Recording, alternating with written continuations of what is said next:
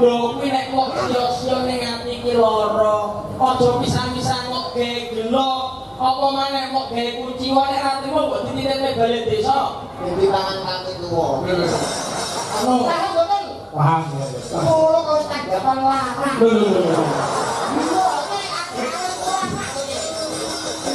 Yo barang. Kumpul bondo larang iki jenenge.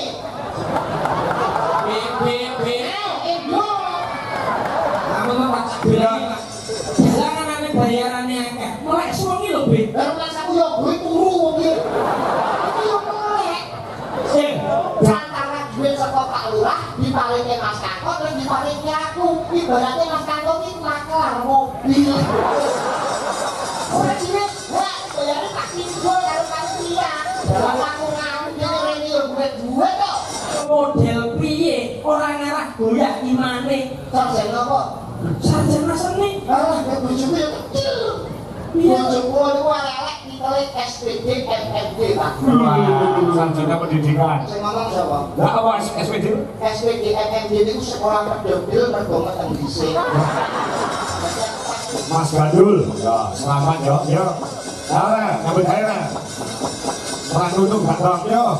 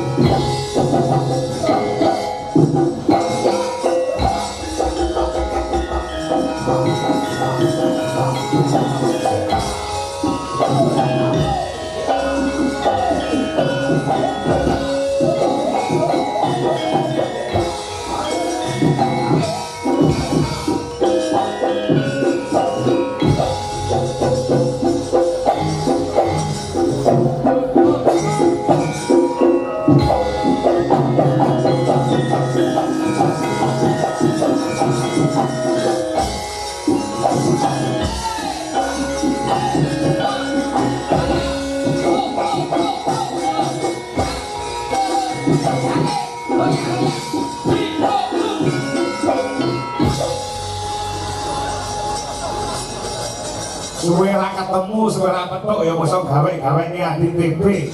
Rumangsane kaya toko dolanan. Kok dia nyambut gawe ning ini. Apa lali kok bejene kanca ya ono ya ini kok seneni gawe pikirannya tamu ten matake buri Mas Kanggo. Oke, Mas Gandul. Kowe ning gawe iki ade pisan ya. Kowe malah tandangane dengkul ning kene kowe. Orang nyetrake karo dagelan kowe. Bojo ngono lho Mas. Bar kok piye TB iki pasanganku. Ya dulurku. Ngenyek TV padha karo ngenyek aku. Sampeyan ndereke Pak Kangkul. Malah rame-rame Ngerti wae. enek paribasan lemben-lemben roti-roti lho Mas. Biyen-biyen saiki-saiki. Lho rungokno kuwi. Lho, aja ngece kowe. Tinggine mung ambek Gematine ra kaya biyen. tenonge dilumane. Ngomongnya dinami. Jagung bakarane. Tanggung perkarane. Ngece malah gremeng karo kancane. Sriune mesti kok tuben. Lek ora penting rasa dianan. Sarep tambah oso. Dadi wong urip ojo ngeglo. Warok brojo mesti. Arak sogok, arak krik-krik. Senengane kok ngono kuwi. Warok bojo mesti kok pendur dari. Nanti yo kuwi kok iso. Yo kamutan lho nggih. Mancange. Nggih, pripun Mas Gandul? Kahanan meriah kaya ngene. Luar biasa Mas. Ngendi sing luar biasa? Dalu niki prajekan luar biasa istimewa. Heeh. Kula niku umur ping kalih teng mriki. Kowe kuwi Pertama di Balai Desa tahun 2018 dalange Ki Sigit Arianto ingkang dados lurah tasih damankan dereng Pak Timbul. Oh iya. Sepak Slamet. Pak Slamet mami kula apal teng daerah mriki. Heeh. Prajekan itu desa yang itu kecamatan Sukorejo terdiri dari 6 dusun, 13 RW, RT-nya 45, jumlah penduduknya 6.143, rondone 724. Termasuk bukan wong istri kuwi rondo. Apa ngoten mriki? Kaya tuku pegawai sensus penduduk.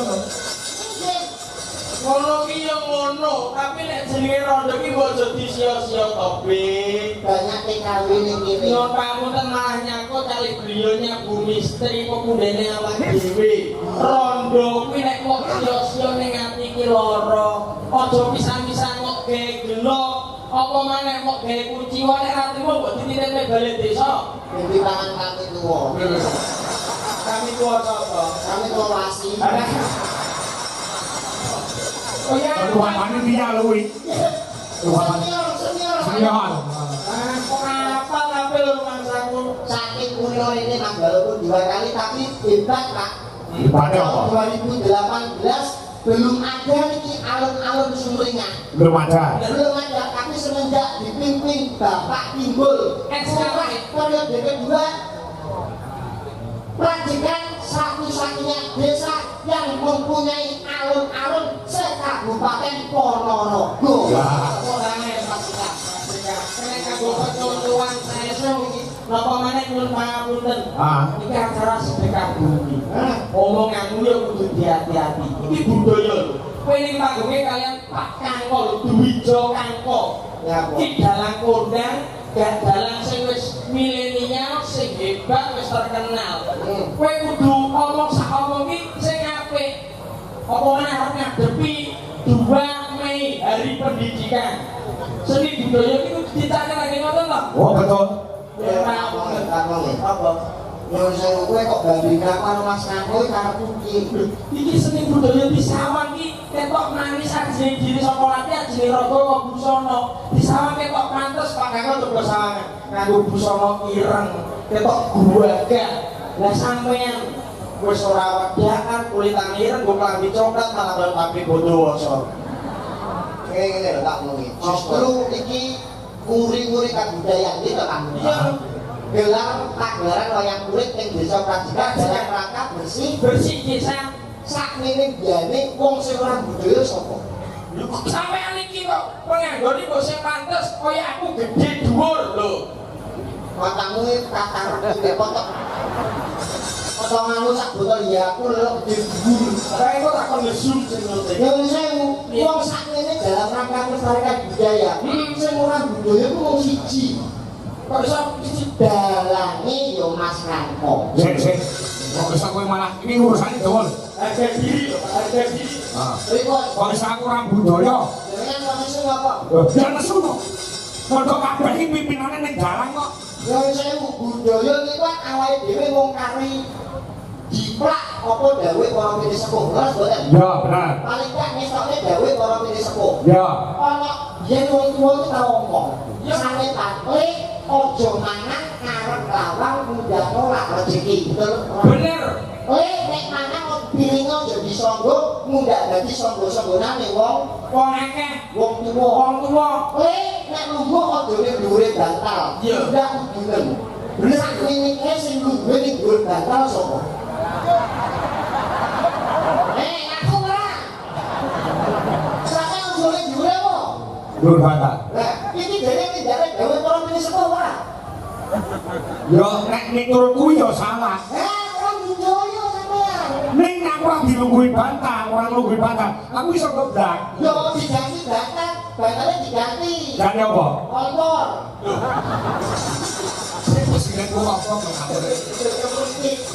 perkara nglungguhi bantal wis ning gak tongkrong udo negara ngono. Nggih, lha jenenge wis sanipat tinggalane leluhur mulane kudu diuri-uri padha ngene kaki bersih desa niki. Ah ya. Paling ora iki dongakne lagi ngoten. Oh iya no. Miras pantes gaji wano kalian warga masyarakat wonten ing Brajekan. dalem gandul saking Blora niki kula dongake kagem warga Brajekan yang dongane senine kagem pantun nggih Pak nggih. Nggih. Kersane saya pantes. Kasos iki lho, iki contoh iki lho. Gitu. Enek ketang wadahi tampah. Ah. Wong sak Brajekan muga-muga kebak berkah barokah Allahumma. Amin. Brajekan. Brajekan. Ayo. Enek ketang kabeh siji. Apa? Wong sak Brajekan muga-muga kathah rezeki. Amin. Ana ketang rupane coklat. Apa kuwi Mas? Wong sak Brajekan kabeh padha sehat. Amin. Ngono Donga Sampeyan apa sampeyan? Sampeyan apa? Contoh Mas. bisa no. Napa? Yang swalayan manggone ning Jawa Timur. Artine Piyayi Brajekan muga-muga panjang umur. Ya tetep bisa wong budaya kok wong budaya. Ngono. lengkapan tapi iso. Kok nyepele? Tuku kapsul.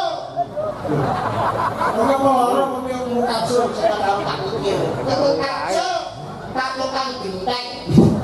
Apa kuwi? Tak tinggul kula rokoke dhewe. Ini kok sponsor wis enteng rokok iki. Sanae tekomu kari. Boten kula niki kula sarane kedua kula iku nyemoni pengen beneran jenengan. Kok iso aku salah-salahku nggon endi? Donga gawe Pantun. patune jenengan apa? Ning swalayan manggone Jawa Timur. Artine Piyayi Brajekan muga-muga tetep panjang umur. kowe ndongakno gawe patun Patun. piye? Tuku ketang gak bil siji, wong sak Brajekan kathah rezeki. Nyuwun sewu, ndonga gawe patun ngaten iki bener napa salah? Ya bener. Sing ngomong bener sapa? Dalam mangko. Sing ngono sampean ora tau mondok, ora tau ngaji. Sing iki urusane agama lho wong mondok. Oke, kula bisa memastikan. Agama ora kok dolanan. Boten. Hubungannya apa? Ora jenengan sedaya dolanan agama. Cek. Ya, iso Donga gawe palihan. ana kok kiai alim ulama ning santri dawuh, "Lek kowe sebenarnya donga gawe pantun." Eneng ora? Eneng ora kok kamu iki? Yo ora enak nek. Lah, ora enek ya wis. Jenengan nek donga gawe pantun malah mulai kata-kata bingung. Sik tak bil. Kakek sama yang ngono iki lho. Dan donga kok gawe pantun, belajar iki donga gawe pantun. Imam ning masjid kok ora bingung ya? Kok iso? Pas saya surat Allahu Akbar, budal sekolah mangan es krim, Bismillahirrahmanirrahim. Manjani tengah alas, Quran biro bilas. Ini surat dari jam piro. Pikir, Lah sing prayoga iki dongane sing piye? donga niku sing Bromo Suto, kabeh penonton ngerti, pamirsa ngerti, mulai tak ora bingung. Oh, ngono. Paham mboten? Paham. Kulo kok tanggapan larang. Lho. Lho, oke, akhirnya ulama iki. Iki wajar iki. Sering kira nek dituku nggo dhuwit, paling masa dijaluk diweke nek dituku ki larang. Iki niat iki nguri-nguri budaya lek ngono to. Aja aku bayangno lho. Dijaluk diwehke apa kakek 10 juta nolak. Iki yo kok aja kaya ngono lho, Ben. Yo wis tak dongane kanggo bloko wae. Nah, Muga-muga wong Brajekan sehat seger warasan, lurah sandang pangan. Muga-muga alun-alun sing dibangun iki berkah barokahi, bisa gawe kemajuan kesuksesannya warga Brajekan sedayanipun khususnya untuk para pemuda semuanya tambah maju dan tambah sukses. Allahumma amin. Lurahe mawon asmanipun Timbul. Pak Timbul SAP. Sarjana Akademik Pemerintahan. Timbul itu kan bahasa Jawa. Cara Indonesianya kan terbit. Bener. Proyekan terbit seorang pemimpin kan wis Pak Timbul. Mulane kok jenenge wong tua Pak Timbul itu to Mas. Wis wis nek perkara jenenge. Duwijo Kampo, kuwi jeneng Jawa. Putrane Bapak Ki Supron Suwondo. Iki yang nyusul Mas. Iki kok boten kenyek jenengan boten. Lah kenapa? Jawa kuwi justru nama sing aneh iki biasane hebat. Iya. Kaya Pak Timbul ora apa-apane. Timbul kok akhirnya jenenge Timbul, karirnya Timbul. Iya. Terus jeneng Jawa kuwi nek gawe kewan mesti sukses.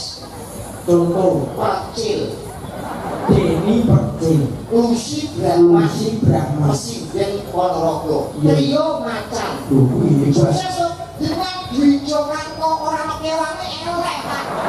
ora iso ngedit ya. Jenengan nek nyentuh dan klot kei tambahan Papan apa kira-kira? Ki Kanto tekek kita. Jadi pasien ini jalannya sapa? Kanto tekek. Tapi ora ora. Terus dhewe lho iki. Ya, ya. Nampun maneso jeneng agama mawon Pak jeneng agama. Ah. Jeneng Islam. Muhammad, mereka kan pun haji ya, bapaknya gitu. Di Surosodo pun haji. Jeneng Arab ya api lho, Bi. Oh, nek arep kalah karo jenenge anakku. Lho, anakku ya kok jeneng Arab. Anak kula lahir pas bulan Ramadan wingi, Pak. Wah. Metu lanang tak jeneng Islam. Lho. Sapa, Bi? Muhammad Takjil Saur Insakiyah. Muhammad Takjil Saur Insakiyah. Terwakane. Mokel. Ora nyambung. Ora sendiri kayak ini. Mokel. Omongan kok ora nek isine blas, tapi mereka harus ada isi misi dan misinya lagi. Wah. Awake dhewe kan nyutuk pangarso Beliaunya gitu mereka Pak Timbul. Betul. Apa maneh barengi sesuk itu hari pendidikan. Betul. Kados beliaunya Pak Timbul, kenapa kok dititik neh? Karena dia ngugemi karo paugerane Ki Hajar Dewantara. Apa kuwi? Nek pembunge Ki Hajar Dewantara ana telu to. Apa? Ing Ngarsa Sungkulodo, ing Madya Mangunkarsa tutupi Handayani. Jenenge gak bisa kuwi. Ya, jadi Kowe tau sekolah ora? Iya, saya hari pendidikan paling ora nek ora ngerti iso nyirami anakku, Ben. Kuwi enarso apa Sungkulodo, ing Madya Mangunkarsa tutupi Handayani lurus ya. ciptaane kuwi diajar Dewantara. Rungokno tembunge saking dalang Kanggo Tegak. Boten kula iki sing wis diajar Dewantara niku sinten? Bapak Pendidikan Indonesia. Kok enarso artine Ing Ngarsa Sungkulodo, ing Madya Mangunkarsa tutupi Handayani. artine napa niku? Ing Ngarsa Sungkulodo tegese ning arep iki kudu iso dadi contoh. Terus sing nomor kalih Ing Madya Mangunkarsa. artine Ya ning tengah-tengah kudu iso Memberikan kenyamanan. semangat. terus yang terakhir Tutupi Handayani. Kita kan harus memberikan dorongan dan dukungan. Kayak biarnya penjelasannya Pak Timbul selalu mendukung geraknya visinya pemuda. dadi kuwi wis kuncine kanggo pemimpin. Pemimpin. Yang saya niki kula bantah. Ya jono lho, Bis. Sing nyiptakno diajar Dewantara Bapak Pendidikan Indonesia. kata-kata ini berlaku di zaman biyen. Ning saiki jenengan eling iki 2026. Subuh. Kata-kata itu pun boten berlaku. Ning Ngarsa Sungkulodo ing Madya Mangunkarsa itu Tutupi Handayani. 2007 pun boten kanggo. Nek kowe muni ora nganggo sing piye? Sing kanggo saniki ing Ngarsa numpuk bondo, ing Madya mangan kanca, tuturi golek rai. Ya apa boten, Pak? Iki paham masyarakat iki. Sing kowe iso bilang kudu iso gulung lho. Nggih. Sing Ngarsa? Bisa buka, bisa tutup. Betul. Ing Ngarsa numpuk bondo jenengan percaya boten? Ya ora. Ora percaya. Ora percaya. Pagelaran iki jenenge napa? Pagelaran wayang kulit. Wayang kulit sing dadi pimpinane sapa? Dalang. Membawa anak buah apa mawon? Ya yoga sinden tukang son. Komplit iki. Ah, Sing dadi pimpinane nanem duwe Sokangko. dalang. Dalang. Sing bayarannya akeh dhewe sapa? Ya dalang. Kumpul bondo ora nang iki jenenge. B. Endo. Kamu tuh Pak bilang Pak. Jangan aneh bayarannya akeh. Melek suwengi lho, Bi. Baru rasaku yo duwe turu wong iki. Iki yo melek. Dalang iki rekoso, Bro. Rekosane apa sampeyan teko kene yo gak usah usah debok. Sampeyan teko kene numpak mobil plak ning transit diparingi maaf darat tujuan munggah kamu terus dok kolong yuto yo ora Lho lah kemana tuh? Tangan ini nyabut polah, tangan ini polah. biar mas aku tekan kendali kemulung ya tekan kendali yang pola belernya kayak sapa Agak tangan kok. numpuk goblok Sikile kan udah polah, sikile orang mau tangan. ya tekan depok apa mas aku sikile ora pola Dua sungi. apa sih desa ini bisu kabeh Ini bapak terus lagi bahasa. Aku begini anak menerima lagi. Saya dulu. apa Iki dino sampean, wah iki repot iki. apa Pak Kangko iki wis belani aku. Iki dino grupe kudu aku. Lah kok iso malah koyo ngono sampean. lha apa Bayar aku ki karo Pak Kangko lho. Kok nek nganti delok atine Pak Kangko wis ora dibayari piye? sorry sebenarnya aku ora mas Karko aku ora timbul mas Karko itu perantara duit saka Pak Lurah diparingi mas Karko terus diparingi aku ibaratnya mas Karko ini maklar mobil ora duit wah bayarnya tak timbul karo panitia dalam aku ngambil ini yo duit kok Dalam masa mau belante iki lho. Kok saya melok ngelamun Ya. Jadi ning ngarep kuwi numpuk bondo. Lepas saka pagelaran wayang kulit. Mergo kowe karo aku sebagai bintang tamu lan bedane kalian Mbak Kairo. Kowe karo aku pemimpinnya sapa? aku Nah, berarti seluruh bondo kowe. ora iso Ora ora iso ora iso nyatane bayarannya akeh kowe terus kok. mergo kowe ora pasangan tetap aku sing adang karena aku sing asli ya budal dino iki terus apa Kene kalah Pak. Ya. Wong tadi Joyo Banjel ki rantuk protes. oh percaya nggih Ya wis aku nek iki bab iki kan. Iki sing nang madyo. sing maju mangan kanca niki bayar Pak Bayar. hati-hati nek ana wong hati-hati karo sampean Hah? sampean kudu mencermati aja gampang percaya Oh iya. mergo unsurnya dua pengen nipu sampean kedua pengen rusak rumah tangganya sampean kayak hati karo sampean sempurna ini seneng karo bojone sampean mulanya kok tembok ketembangan bojomu tak sipiye niku bayar hati Omonganmu iki kena diguguk ora lho. Duka gudui mboten derek terus mau elek-elek. Lho, gudui iki sarjana S1 lho. Masuk digodho model piye? Ora ngarah goyak imane. sarjana apa? Sarjana seni. alah bojomu ya kecil bojomu itu elek ditele SPD MMD Pak Sarjana pendidikan. sing ngomong siapa? Lah apa SPD? SPD MMD itu sekolah pedofil mergo meteng dhisik. Jadi aku pas yang romulan itu betul masuk ke kelas. Bisa kurali. Omonganmu malah koyo melot to. Lah sing terakhir kok iso mau bantah? Nah ini kuri golek rai. Ini sering muncul saat pilihan lurah, pilihan bupati, pilihan gubernur, presiden. Iya. Adol suara gubernur jenengan calon. Ah. Pak yo Pak wong ku Pak, wong 100 wis sampe cekel rek. Ketan mesti milih sampean. Ya. Kok nek, kenapa kok nek? Pak iki lho Pak, wong